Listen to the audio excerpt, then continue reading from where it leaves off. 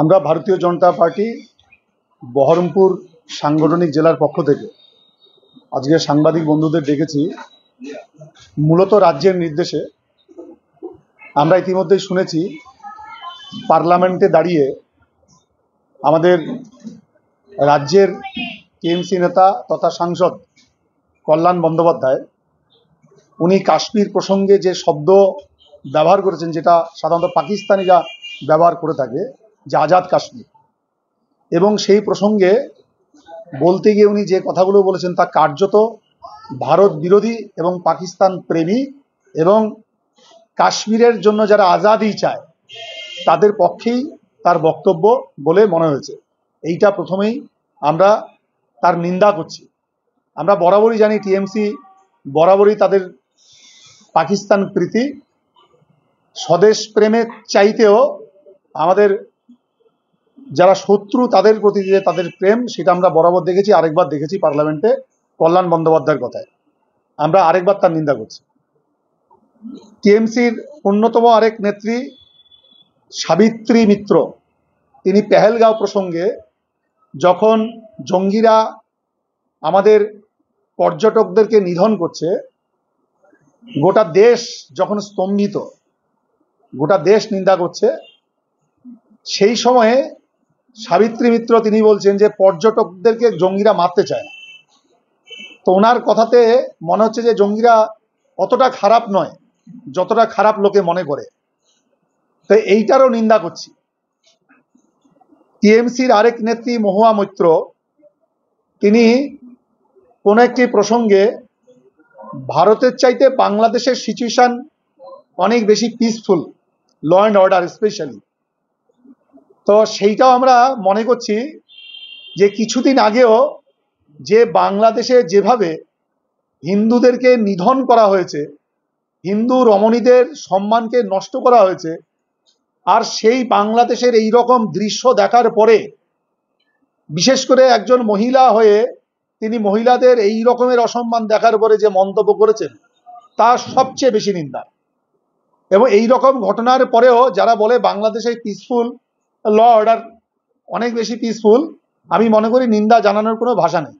যারা ভারতের ল অর্ডার, ভারতের দেশের মধ্যে শান্তি খুঁজে না পেয়ে বাংলাদেশ, পাকিস্তান এই দেশগুলোকে অনেক বেশি শান্তিপ্রিয় বলে মনে হচ্ছে, আমরা এই নেতা নেত্রী, এই দল বা এই টাইপের যারা মন্তব্য করেছেন বিভিন্ন সময়ে, তাদের সবাইকে আমরা আমাদের দলের পক্ষ থেকে নিন্দা জানাচ্ছি। এরপরে আমাদের আরেকটা প্রসঙ্গ আমরা বলছি এখানে, যে সবশেষে আমি ওটাতে অন্য আরেকটি বিষয় আসছি। বিভিন্ন বিষয় বলতে গিয়ে আমাদের রাজ্যের মুখ্যমন্ত্রী সহ বিশেষ করে এসআইআর প্রসঙ্গে আমাদের টিএমসি যত নেতা নেত্রী আছেন তারা বারবার যেটা বলতে চাইছেন যে যারা বাংলায় কথা বলে তারাই ভারতীয়, সুতরাং তাদের ভোটার লিস্ট থেকে যদি নাম বাদ যায় তাহলে তিনি দেখে নেবেন, ইত্যাদি ইত্যাদি বিভিন্ন হুমকি ধমকি, স্পেশালি বিএলওদেরকে টার্গেট করে তিনি বলছেন। কারণ এই কাজটা মূলত করবেন বুথ লেভেল অফিসার তারা। আর আমরা সবাই জানি রাজ্য সরকারের যারা কর্মচারী তারাই মূলত ভোটার লিস্ট সংশোধনের বা এনরোলমেন্ট বলুন, রেজিস্ট্রেশন বলুন, কারেকশন, ইনক্লুশন, এক্সক্লুশন সমস্ত কাজটা বিএলওরাই করে থাকে। তো তার ফলে বিএলওদেরকে উনি প্রথমে হুমকি দিয়েছেন যে তারা যেন মনে রাখে যে বাংলায় কথা বলছে যারা তারা ভারতীয়। এই জায়গাটাতে আমাদের পরিষ্কার করা দরকার। বাংলাদেশে যারা থাকে তারা বাংলায় কথা বলে তারা বাঙালি, পাকিস্তানে যারা থাকে তারা বাংলায় কথা বলে না বলে তারা ভারতীয় এরকম নয়, কিন্তু বা বাংলায় কথা বললেই তারা ভারতীয় এরকমও নয়। সুতরাং বাংলায় কথা বলার সঙ্গে ভারতীয়ত্বের কোনো সম্পর্ক নেই। আমি জাপানিতে কথা বললে আমি জাপানি এরকম মনে করার কোনো বিষয় নেই। সেইটা আমরা যেটা বলতে চাই সেটা হচ্ছে যারা ভারতীয় তাদের ভোটার লিস্ট থেকে নাম বাদ যাওয়ার কোনো বিষয় নেই, সে বাঙালি হন আর অবাঙালি হন। আর ঠিক তেমনি বাংলায় কথা বললেই তিনি ভারতীয় এরকমও নয়। যে সমস্ত বাংলাদেশি আমাদের দেশে চোরা গুপ্তভাবে গোপনে এসে মমতা ব্যানার্জির এই সমস্ত লোকজনের সাহায্যে ভোটার লিস্টের নাম ঢুকিয়ে নিয়েছেন, আধার কার্ড করে নিয়েছেন, এই দেশে ব্যবসা বাণিজ্য করে খাচ্ছেন, আর তিনি ভারতীয়, এইটা আমরা মনে করি না। যে সমস্ত রোহিঙ্গারা বার্মা থেকে বিভিন্ন জায়গাতে কক্সবাজার হয়ে বাংলাদেশ হয়ে আমাদের দেশে ব্যবসার জন্য, চিকিৎসার জন্য, মূলত চিকিৎসার কথা বলে এখানে আসে, আসার পর শরীর ভালো হয়ে যায়, তারপর এখানে কার্ড করে ভারতবর্ষের বিভিন্ন প্রান্তে ছড়িয়ে পড়ে, তারপর বিভিন্নভাবে এই দেশের ব্যবসা বাণিজ্যের সঙ্গে যুক্ত হয়ে তারপর ক্রমে ক্রমে ক্রমে এই দেশের ক্ষতি সাধনে তারা মত্ত হয়, লিপ্ত হয়। এই সমস্ত লোকদেরকে আমরা ভারতীয় বলি না, ভারত বিদ্বেষী বলি, ভারতের শত্রু বলি। সেই সমস্ত লোককে ভোটার লিস্ট থেকে বাদ দিতে হবে এবং বাদ দেওয়ার যে প্রক্রিয়া নির্বাচন কমিশন শুরু করেছে সেটাকে আমরা স্বাগত জানাই।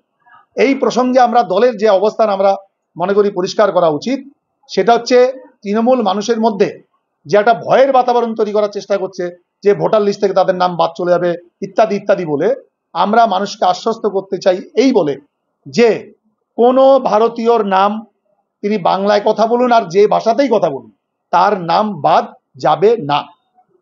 একমাত্র তাদের নামই বাদ যাবে, যা উচিত দাবি জানাচ্ছি, যারা ভারতীয় নয় অথচ এই দেশে ভারতীয় সেজে বসে আছে, তাদের নাম বাদ দিতে হবে।